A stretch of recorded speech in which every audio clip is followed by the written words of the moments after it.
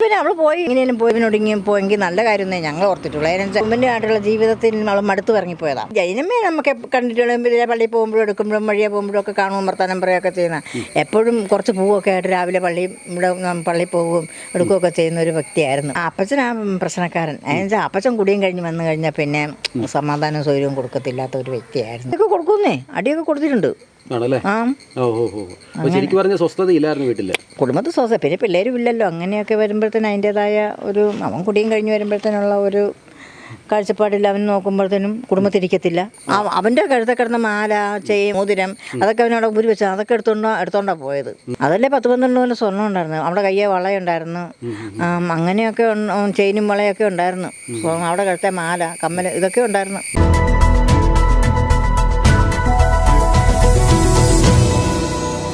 ജൈനമ്മയെ പറ്റി പറയാനുള്ള പുള്ളിക്കാരത്തി ഇവിടെ നിന്നാലും കെട്ടിയനുമായിട്ട് ഭയങ്കര ഉടക്കും മഴക്കും ഒക്കെ ആയിട്ട്. പിന്നെ പുള്ളിക്കാരത്തി ഇങ്ങനെ പള്ളി വഴിയൊക്കെ ഇങ്ങനെ ധ്യാനത്തിനായിട്ടൊക്കെ പോകുമായിരുന്നേ. പോയി പുള്ളിക്കാരത്തി വീട്ടിൽ ആൾക്കാരുമായിട്ട് ഒരു സ്വരമയൊന്നും ഇല്ല. പുള്ളിക്കാരത്തി പുള്ളിക്കാരത്തി ഇഷ്ടത്തിന് ഇങ്ങനെ പോകണം എന്നുള്ള ചിന്തയിൽ അങ്ങ് പോവുമായിരുന്നു. അല്ല, പുള്ളിക്കാരി എല്ലാവരുമായിട്ട് ഇടപെടുകയൊക്കെ ചെയ്യാറുണ്ട്. ഇടപെടും, എന്നാലും ഒരു വകയാ. അല്ല, എപ്പോഴും പള്ളി പോക്കാ പുള്ളിക്കാരത്തിക്ക്. ഒരു പള്ളിയിലെ ഒരു പ്രത്യേക ഒരു ഇതായിരുന്നു പുള്ളിക്കാരത്തിയെ. അതുകൊണ്ട് പുള്ളിക്കാരത്തിയെ സംബന്ധിച്ച് പറഞ്ഞാൽ പുള്ളിക്കാരത്തി കാണാതായിട്ട് ഒരു 2-3 പ്രാവശ്യം ഇങ്ങനെ ഇറങ്ങിപ്പോയതാ. ഇങ്ങനെ 2-3 പ്രാവശ്യം കാണാതെ ഇറങ്ങിപ്പോയതാ. അവൻ മടുത്തു. അവൻ പറഞ്ഞു പോയെങ്കിൽ പോട്ടെ, ഞങ്ങളാരും ഇനി അന്വേഷിക്കുന്നൊന്നും ഇല്ലെന്നൊക്കെ അവൻ പറഞ്ഞതേ. കുടിയുമൊക്കെ ആയിരുന്നു അവന്. അങ്ങനെയുള്ള ഇതായിരുന്നു പുള്ളി. പിന്നെ അവൾ പോയി ഇങ്ങനെയും പോയതിനൊടുങ്ങിയും പോയെങ്കിൽ നല്ല കാര്യം ഞങ്ങൾ ഓർത്തിട്ടുള്ളൂ. അതിനനുസരിച്ച് ആയിട്ടുള്ള ജീവിതത്തിൽ അവൾ മടുത്ത് ഇറങ്ങിപ്പോയതാണ്. അവളിങ്ങനെ ഒരു 10-12 പോലെ സ്വർണ്ണം ഉണ്ടായിരുന്നു. അതൊക്കെ ആയിട്ട് അവൾ പോയത്. അവൻ്റെ മാലയൊക്കെ ആയിരുന്നു. അങ്ങനെയൊക്കെ എടുത്ത് പിന്നെ ഭാര്യയ്ക്ക് ഫ്രിഡ്ജ് മേടിച്ചു കൊടുത്തു. ജൈനമ്മേ നമുക്ക് കണ്ടിട്ടുള്ള പള്ളിയിൽ പോകുമ്പോഴും എടുക്കുമ്പോഴും വഴിയെ പോകുമ്പോഴും ഒക്കെ കാണുമ്പോൾ വർത്താനം പറയുകയൊക്കെ ചെയ്യുന്ന, എപ്പോഴും കുറച്ച് പൂവൊക്കെ ആയിട്ട് രാവിലെ പള്ളിയിൽ പോകുകയും എടുക്കുകയൊക്കെ ചെയ്യുന്ന ഒരു വ്യക്തിയായിരുന്നു. ചില അവിടെ പോയി എങ്ങനെ പോയി അല്ലെ അവിടെ പോയാൽ ജൈനമ്മയുടെ പോയാൽ ചോദിച്ചാൽ പള്ളിയിൽ പോയാലും ഇന്നടത്ത് പോയി എന്നിങ്ങനെ പറഞ്ഞാൽ അങ്ങ് പോവുകയുള്ളായിരുന്നു. നമ്മളോടൊന്നും വലിയ കുഴപ്പമൊന്നുമില്ല. അപ്പച്ചൻ പ്രശ്നക്കാരൻ. അതിനനുസരിച്ച് അപ്പച്ചൻ കുടിയും കഴിഞ്ഞ് വന്നു കഴിഞ്ഞാൽ പിന്നെ സമാധാനവും സൗകര്യവും കൊടുക്കത്തില്ലാത്ത ഒരു വ്യക്തിയായിരുന്നു. വല്ലതൊക്കെ ഉണ്ടാക്കി വെച്ചാൽ അവൾ നേരം വിളിക്കുമ്പം പള്ളിയിലാണെങ്കിലും പോകുന്നത്. ഇവളിങ്ങനെ പോകുന്നതുകൊണ്ട് അവനന്ന് അത്ര, പിന്നെ പിള്ളേരും ഒന്നും ഇല്ലാത്തതുകൊണ്ട് അവനത്ര കാര്യമായിട്ട് വലിയ ഇതൊന്നും ഇല്ലായിരുന്നു. 2-3 വട്ടം ഇങ്ങനെ എടുക്കുകയൊക്കെ ചെയ്തപ്പം തന്നെ അവളോട് തന്നെ ഒരു മതിപ്പില്ലായിരുന്നു. അങ്ങനത്തെ ഒരു വ്യക്തിയാണ് അവള്. അന്ന് ഈ സ്വർണ്ണമൊക്കെ എടുത്തുകൊണ്ട് പോകുന്നത്. അവന് ഒരു പ്രാവശ്യം പോയപ്പോൾ തങ്കച്ചൻ എന്ന് പറഞ്ഞ പുള്ളിക്കാരൻ നമ്മുടെ ചേട്ടനൊക്കെ ആയിട്ട് വലിയ കൂട്ടാണ്. ഞങ്ങൾ അവരുടെ ഫാമിലിയെ പറ്റി അറിയാവുന്നവരാ.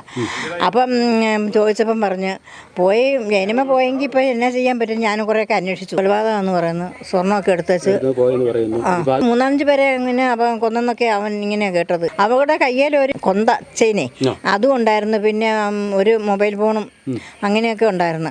എപ്പോഴും അതും കൈപ്പിടിച്ചോണ്ടായിരുന്നു പോകുന്നത്. ഇതും കൈപ്പിടിച്ച് ഈ പൂവും കൈപ്പിടിച്ചോണ്ട് പോകുന്ന കാണാം പള്ളി വഴി പോകുമ്പോഴൊക്കെ. അങ്ങനെയുള്ള ഒരു വ്യക്തിയായിരുന്നു. വേറെ പള്ളികളിലൊക്കെ പോവും. അങ്ങനെ ഇരിക്കുന്ന സ്വഭാവം ഇല്ല അവൾക്ക്. നേരം വിളിക്കുമ്പോൾ ഇങ്ങനെ പള്ളി വഴി ഇങ്ങനെ പോവുക. എന്നേലും ഉണ്ടാക്കി പെറുക്കി വെച്ചേച്ച് അവളങ്ങ് പോവും. വല്ലതും ഉണ്ടെങ്കിൽ അവൻ വരുമ്പോൾ എടുത്ത് കഴിക്കും. അവനങ്ങ് പോവും. അത്രയേ ഉള്ളൂ. അവന് ഈ ഓട്ടമായിരുന്നു. ഓട്ടം ഉള്ള പരിപാടിയൊക്കെ ആയിരുന്നു. പുള്ളിയുടെ വണ്ടിയെ പുള്ളി ഇങ്ങനെ ധ്യാനത്തിനെ കൊണ്ടുപോകുന്നൊക്കെയാണല്ലോ പറയുന്നത്. അങ്ങനെ കൊണ്ടുപോയിരുന്നേ.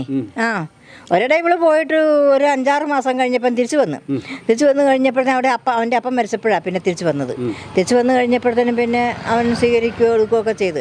അത് കഴിഞ്ഞിട്ട് പിന്നെയും കുറേ നാൾ അവനുമായിട്ട് ജീവിച്ചു കഴിഞ്ഞാൽ പിന്നെ ഇതുപോലെ ഈ പോക്കും വരവും. അന്ന് കുറേ നാൾ അന്വേഷിച്ച് കഴിഞ്ഞപ്പോഴത്തേനും ഇവള് ഇങ്ങോട്ടോ ധ്യാനകേന്ദ്രത്തിലൊക്കെ പോയേച്ച് പിന്നെ വീട്ടിൽ നിന്ന് പിന്നെ ഉപദ്രവിക്കുന്നതെന്ന് പറഞ്ഞു വീട്ടിൽ പോയേച്ച് വീട്ടിൽ നിന്ന് പിന്നെ തിരിച്ച് അവിടെ വീട്ടിൽ നിന്നപ്പോഴാണ് എങ്ങനെയാണ് വീട്ടിലുണ്ടെന്ന് അറിഞ്ഞുകൊണ്ട് പിന്നെ അവൻ്റെ ചേട്ടത്തി ഇങ്ങനെ വിളിച്ച് പറഞ്ഞു. പിന്നെ അവൻ ചെന്ന് ഇങ്ങനെ പറഞ്ഞ് അവിടെ വീട്ടിലുണ്ടെങ്കിൽ നിൽക്കട്ടെ എന്ന് പറഞ്ഞു. പിന്നെ അപ്പം മരിച്ചപ്പോൾ ഇങ്ങനെ വിളിച്ച് പറഞ്ഞപ്പോഴത്തേനും എന്നെയാണെങ്കിലും വന്നു കഴിഞ്ഞപ്പം പിന്നെ അങ്ങ് സ്വരുമയായിട്ട് ജീവിച്ച് അങ്ങ് പോയതായിരുന്നു. പിന്നെ കുഴപ്പമൊന്നും ഇല്ലല്ലോ എന്നൊക്കെ അറിഞ്ഞു. പിന്നെ ഇങ്ങനെ അറിയുന്ന ജൈനമ്മയെ കാണാനുണ്ട്. ഒക്കെ കൊടുക്കുന്നേ, അടിയൊക്കെ കൊടുത്തിട്ടുണ്ട്. കുടുംബത്തിൽ സ്വസ്ഥ. പിന്നെ പിള്ളേരും ഇല്ലല്ലോ. അങ്ങനെയൊക്കെ വരുമ്പോഴത്തേനും അതിൻ്റെതായ ഒരു അവൻ കുടിയും കഴിഞ്ഞ് വരുമ്പോഴത്തേനുള്ള ഒരു കാഴ്ചപ്പാടില്ല. അവൻ നോക്കുമ്പോഴത്തേനും കുടുംബത്തിരിക്കത്തില്ല. അങ്ങനെ ആകുമ്പോഴത്തേനും കുടുംബ തലമുറ കെട്ടിയവൻ കയറി വരുമ്പോഴത്തേനും ഭാര്യയില്ലെങ്കിൽ കെട്ടിയവന് ദേഷ്യം വരുമല്ലേ. തീർച്ചയായിട്ടും. അതങ്ങനെയൊക്കെ അവിടെ അങ്ങനെയൊക്കെ നടക്കുന്നത് കൊണ്ട് അങ്ങനെ ആയിരിക്കാം അവളങ്ങനെ പോകാനുള്ള വഴി കാണിച്ചത്. ഏത് ഇപ്പം നേരിട്ട് കെട്ടിയന്മാരോട് പറഞ്ഞിച്ച് പോകാൻ പറ്റുമോ, ഞാൻ ഇന്നടത്ത് പോകാമെന്ന് പറയാൻ പറ്റൂല. അപ്പം ഇങ്ങനെ ധ്യാനത്തിന് പോകാമെന്ന് പറഞ്ഞ് പോകുന്നു, 2-3 ദിവസം കഴിയുമ്പം വരുന്നു. അപ്പോൾ എവിടെയാണ് ഞാനിങ്ങനെ പള്ളിയിൽ പോയതാ എന്നാന്നൊക്കെ പറയും. അവനത് സ്വീകരിക്കും. ജൈനമ്മയുടെ സ്വർണ്ണം തിരിച്ച് കിട്ടുമോ ഇല്ലെന്ന് ആർക്കറിയാം. ജൈനമ്മ ജീവിച്ചിരിപ്പില്ലെന്ന് അവനെ പറഞ്ഞ ഞങ്ങൾക്ക് ഒരു വിശ്വാസം. ഇത്ര നാളായില്ലേ ഇതുവരെയും ജൈനമ്മയെ പറ്റി ഒരു അറിവും പിന്നെ ഒരു തുമ്പും വരെ കാണാതെ പോയപ്പോൾ ഇപ്പം അന്വേഷണമൊക്കെ ആവശ്യം പരാതിയൊക്കെ കൊടുത്തിട്ടുണ്ടല്ലോ. ഇതൊക്കെ ആത്മാർത്ഥമായിട്ടാണ് തോന്നുന്നുണ്ടോ ഈ അപ്പൻ ചേട്ടൻ്റെ ഒരു അത് ഈ സ്വർണത്തിൻ്റെ പ്രശ്നത്തിൽ സ്വർണം ഇത്ര അവൻ്റെ നഷ്ടപ്പെട്ടു പോയില്ലേ, അപ്പം അതെങ്ങനെയെങ്കിലും തിരിച്ച് കിട്ടാൻ വേണ്ടിയിട്ടായിരിക്കും വേണേ അവൻ അങ്ങനെ പരാതി കൊടുത്തെന്നുള്ള. അവൾ പറഞ്ഞു പോയാൽ പോട്ടെന്നാണ് അവൻ പറഞ്ഞത്. അല്ല പിന്നെ നമ്മൾ പറഞ്ഞൊക്കെ നിൽക്കുക, അല്ലെങ്കിൽ പിന്നെ പോയാൽ പോട്ടെന്നാണ് പറയുന്നത്. പോയാൽ പോട്ടെ, ചത്താലും കുഴപ്പമില്ല. അതാ അങ്ങനെയൊക്കെ നമുക്ക് ചിന്തിക്കാൻ പറ്റുമോ? എത്രയായാലും അപ്പോൾ അതിപ്പം ഞാൻ ചോദിക്കട്ടെ, ഒരു പ്രാവശ്യമല്ല 2-3 വട്ടം ഇങ്ങനെ പോകുമ്പോൾ ആരെങ്കിലും അതേപ്പറ്റി അത് അവൾ അനുസരണ ഇല്ലാത്തത് കൊണ്ടല്ലേ അവളിങ്ങനെ പോകുന്നത്. പിന്നെ ഇപ്പം ചത്തുപോയെങ്കിൽ അവൻ നോക്കുമ്പം അതാണ് ഏറ്റവും നല്ലതെന്ന് അവനിപ്പോൾ തോന്നുന്നതാണ്. അവൻ്റെ കഴുത്തെ കിടന്ന മാല, ചെയിൻ, മോതിരം അതൊക്കെ അവനവിടെ ഊരി വെച്ചാൽ അതൊക്കെ എടുത്തോണ്ടാണ് പോയത്. അതല്ലേ 10-12 പോലെ സ്വർണ്ണം ഉണ്ടായിരുന്നു അവിടെ, കയ്യെ വളയുണ്ടായിരുന്നു, അങ്ങനെയൊക്കെ ചെയിനും വളയൊക്കെ ഉണ്ടായിരുന്നു. അവിടെ കഴുത്തെ മാല, കമ്മൽ ഇതൊക്കെ ഉണ്ടായിരുന്നു. പുള്ളിക്ക് ഇപ്പോൾ സ്വർണ്ണം തിരിച്ച് എങ്ങനെയും കിട്ടണം എന്നുള്ള ഇതായിരിക്കും. അതാണ് ജൈനമ്മയെ കണ്ടാലും കണ്ടില്ലെങ്കിലും അവനത് വിഷയമില്ലായിരുന്നു. അപ്പം കള്ള് കുടിക്കും അങ്ങനെയുള്ള ഇതേ ഉള്ളൂ, അല്ല നമ്മളോട് അങ്ങനെയൊന്നുമില്ല. ഇവർ കുടുംബക്കാർ തമ്മിലുള്ള പ്രശ്നങ്ങളാണ്. കുടുംബത്ത് പണ്ട് എല്ലാവരും ചന്ദനിയന്മാർ തമ്മിലുള്ള സ്വരുമക്കേടുണ്ട്, അങ്ങനെയുള്ള ഇതേ ഉള്ളൂ, യോജിപ്പില്ല. ഒരു പെര പണിതിട്ടിരിക്കുന്നുണ്ട്, ഒരു അമ്പലം പോലെ ഒരു പെരയും പണിതിട്ട് ചുമ്മാ അവിടെ മക്കളും ഇല്ല, ഒന്നുമില്ല. പെര പണിതിട്ട് അതിൻ്റെ പണി തീർന്നിട്ടുമില്ല. അനിയന്മാർ അപ്പുറത്ത് താമസിക്കുന്നൊക്കെ അനിയന്മാരും തറവാടും ഒക്കെയാണ്. അവരുമായിട്ട് വലിയ അവർ പറഞ്ഞ പോയവർ പോട്ടെ എന്ന് പറഞ്ഞാൽ ഇപ്പം അവർക്കിപ്പോൾ ഈ ഇവനും കൂടെ പോയി കഴിഞ്ഞാൽ ആ മുതലെടുക്കാം, അത്രയേ ഉള്ളൂ. അത് നോക്കി അവരിയ്ക്കുന്നത് അനിയന്മാർ. വേറെ അവകാശികളാരും ഇല്ലല്ലോ, മക്കളൊന്നും ഇല്ലല്ലോ, അതുകൊണ്ട് അങ്ങനെയാണ് അവരുടെ ജീവിതം. പിന്നെ അത് നേരം അത് സ്വീകരണമാണോ എന്ന് ഇത്തിരി 2-3 പെണ്ണുങ്ങളെ ഇങ്ങനെ ചെയ്യാന്ന് പറയുമ്പോഴേ ഉണ്ടല്ലോ, അവന് ഒരു പക്ഷേ ഈ പെണ്ണുങ്ങളെ വിറ്റ് കാശ് മേടിക്കുന്നുണ്ടായിരുന്നു എന്നും അറിയത്തില്ല. അങ്ങനത്തെ സ്വഭാവം നടക്കുന്നുണ്ടല്ലോ. അപ്പം അങ്ങനെ വിറ്റ് കാശ് മേടിക്കുന്ന സ്വഭാവമാണോന്നും അറിയത്തില്ല സുഭാഷിന്. ഏതൊക്കെയായാലും പെണ്ണുങ്ങളെ ഏതൊക്കെയായാലും 1 അല്ല 2 അല്ല 3 പെണ്ണുങ്ങൾ.